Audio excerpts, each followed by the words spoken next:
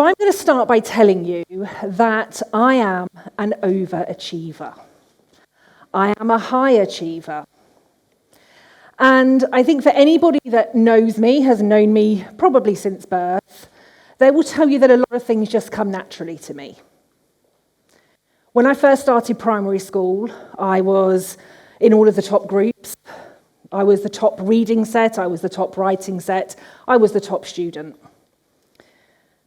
I was then moved up a year and missed my final year of primary school to start secondary school a year early.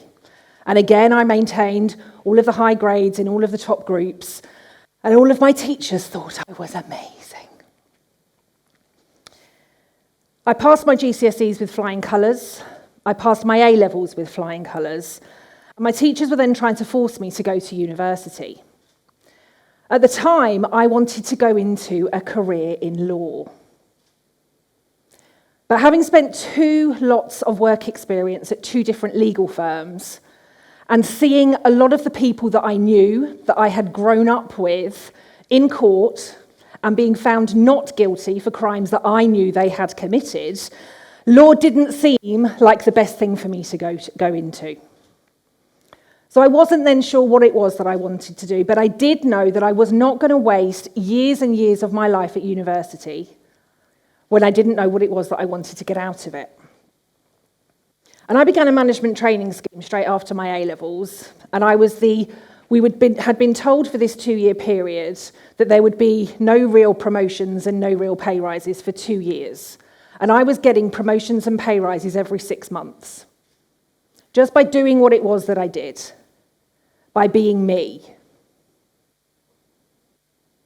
And life was going really well, and I discovered at that point, as part of this retail management program, that actually what was more important to me was about stopping this Monday to Friday dying syndrome that so many of us experience within our work, where we are wishing away Monday to Friday, living for the weekend, hating our salaries, hating our bosses, hating everything that we've been given in between. And I decided that I was going to be the one that stopped this Monday to Friday dying syndrome and changed the world of work. So I made the decision to start my career in HR. At 20, I had twin sons. And I had been told, you will have to slow down or give up your career because you cannot be a mum and continue to progress. And I refused to believe that. Over an 8-year period, I had 7 promotions. I added more than £100,000 to my salary, and I became the UK's youngest HR director, age 30, in an organisation of almost 4,000 people, managing a team of 43 people. And on paper, my life looked perfect. I had the 2-seater sports car and I had the big 7-seater family car. I had the perfect home. I had the perfect sons. I had a seemingly perfect marriage. I had the status, I had the salary, I had absolutely everything going for me, and I was still a high achiever. But I want to take you on a journey with me to January 2013. I've gone back to work after the Christmas break. I've been forced into a situation after the Christmas break to deliver a project that I don't agree with. I have been forced into a project whereby I am having to interview my team for their own jobs in a way that I feel is immoral and unethical. Yet the organisation has paid one of the world's top 4 consultancies to come in and help us transform the workplace. And this consultancy are being paid millions of pounds to tell us what we as leaders should be doing within that organisation. And every meeting that I'm going to and every conversation that I'm having, I believe is immoral and unethical. But being the incredible HR director I am, focused on the people and wanting to ensure that I am there to change the world of work, I decide that my role within that project will be moral and it will be ethical. And so my first day back after that Christmas break, it's a Wednesday, and I'm sat in a room with 2 other directors interviewing my team one by one, and a lot of external people interviewing my team for their jobs. And we get to lunchtime, and I can't stand up off my seat. The pain that I am experiencing in my gut is stopping me from being able to stand up straight. And the interview panel say to me, Kelly, you need to go home. And I refuse. And I refuse for a number of reasons. Firstly, I am there to ensure that my team are treated fairly. As somebody passionate about ensuring that we all feel safe and valued within our role, there's no way that I am leaving my team to go through this without me as their leader and manager supporting them through this process. I'm also this incredible HR director, and HR directors understand the importance of ensuring that every single interview panel remains consistent for fairness. So I don't go home. I carry on through, and I've got over 2 weeks of these interviews. The following morning, I go into work, but on the Thursday, the pain is even worse, to the point I can't even carry my own handbag. I'm commuting into London, and I have to get a taxi instead of the tube from the train station to the office. I'm struggling to walk. If I'd have had a walking stick that day, I wouldn't have looked out of place. And I hobbled into the office and I sat down in the seat, and my 2 colleagues that sat with me as directors are telling me, Kelly, you need to go home. But I was not going home because I am somebody that valued and appreciated my team. And as an HR director, I understood the importance of consistency on those panels. And I was going to ensure that my team were treated ethically and morally, and I stayed. And on the Friday morning, the pain is even worse. I don't even know how I'm walking without crying. I don't know how I'm walking full stop.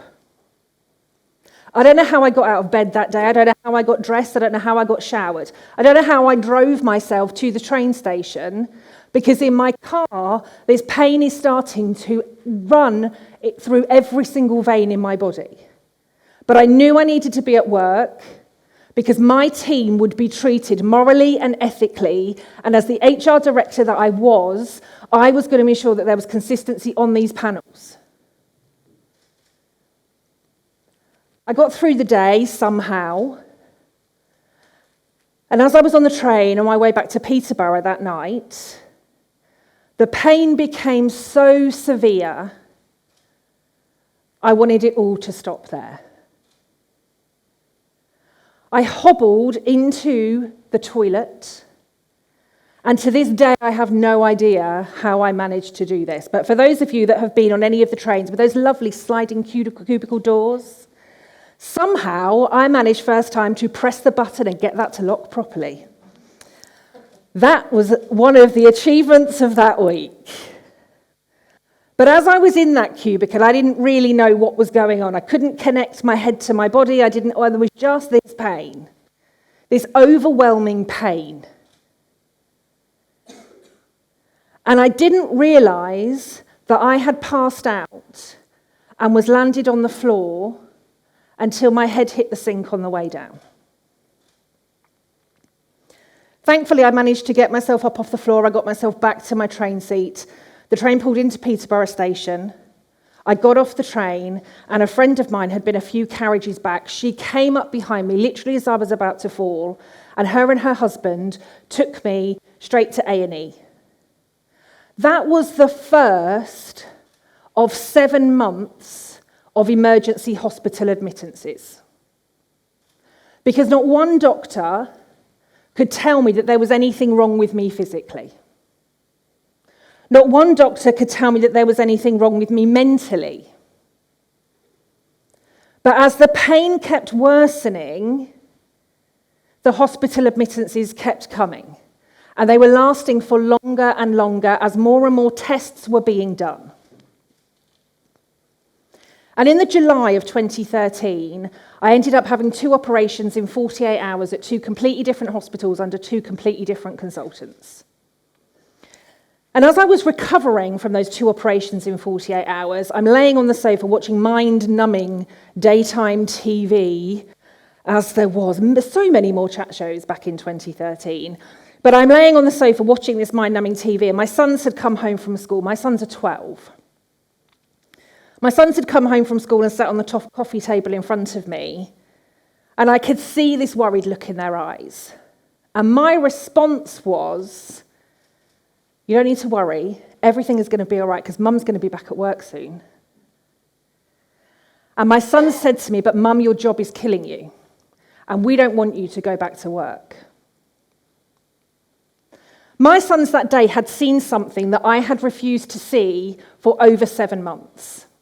If any of you are any fans of the TV show Friends, there's one episode where they look back at what may have been.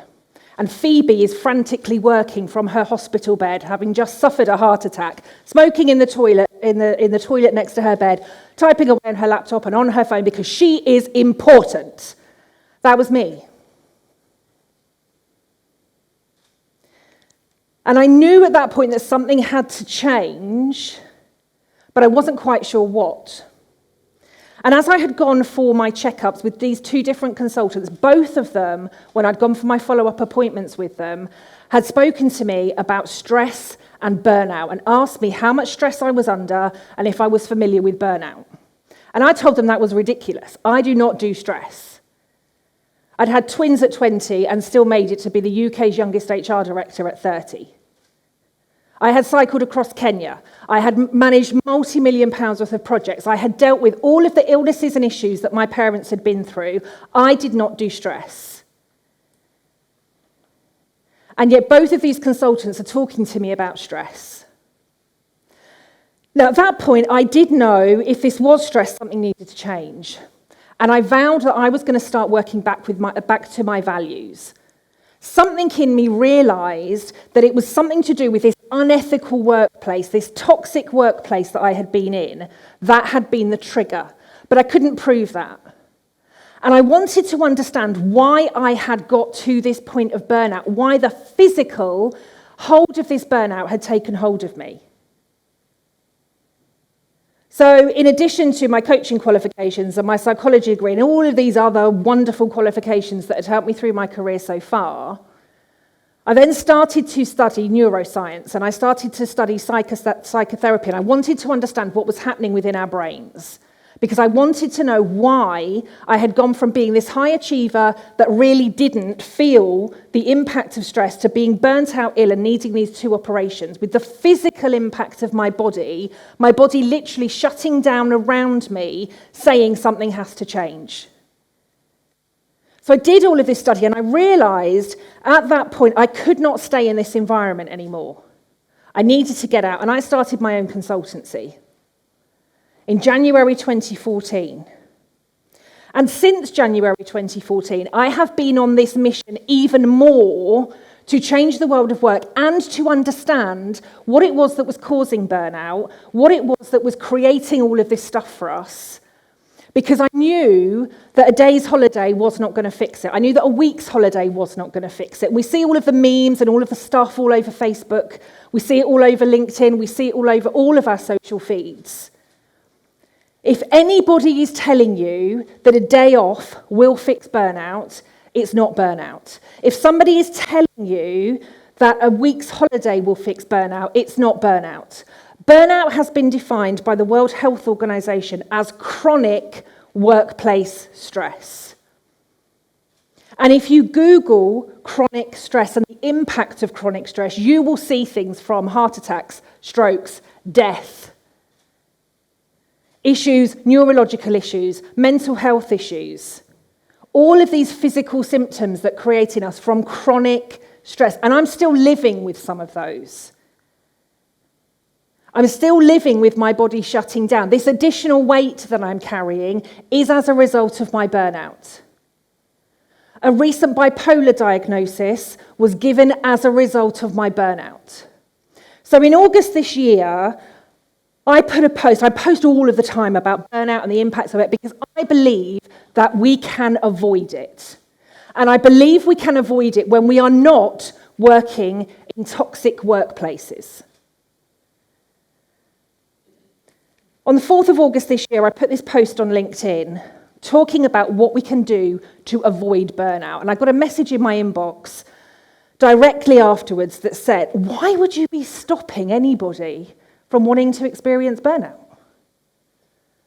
Surely you should be thankful for it, because surely it's this that's given you your success and where you are now, and it's keeping you in business, and it's given you everything that you've got. So why would you be encouraging anybody else to avoid burnout? My second burnout quite literally nearly took me to end my own life. And I have recognised that that second period of burnout wasn't because I didn't know how to cope. It was because with a client that I was working with, some of the very same toxic people and toxic consultants that had been in that organisation back in 2013 were working with the client that I was working with in 2015. And that toxicity was still there. Burnout can leave us thinking that we have failed. It can lead us thinking that we are broken, that we cannot be fixed. It can lead to mental, physical, emotional, spiritual, and financial issues when it comes to our well-being. And if we can prevent it by eliminating toxic workplaces, then that's the world that I want to be creating for the future. Because I still believe that we can change the world of work. And I believe that we can change the world of work for the better. And when I look at the statistics that say 77% of people are experiencing burnout, and when I see the data and statistics that say that toxic workplaces are the number one cause of burnout, then maybe we should be thankful for it. Because maybe the more of us that stand up and talk about it and that say, I refuse to work in a workplace like that, maybe that's how we start to change the world of work. Because the leadership in the organisations that have been working as they have been up to this point are not the ones that are going to help us create and change the future world of work. So am I thankful for burnout? No. But am I thankful that it gives us an opportunity to change and create a better world in which every single one of us can work in? Yes. Thank you.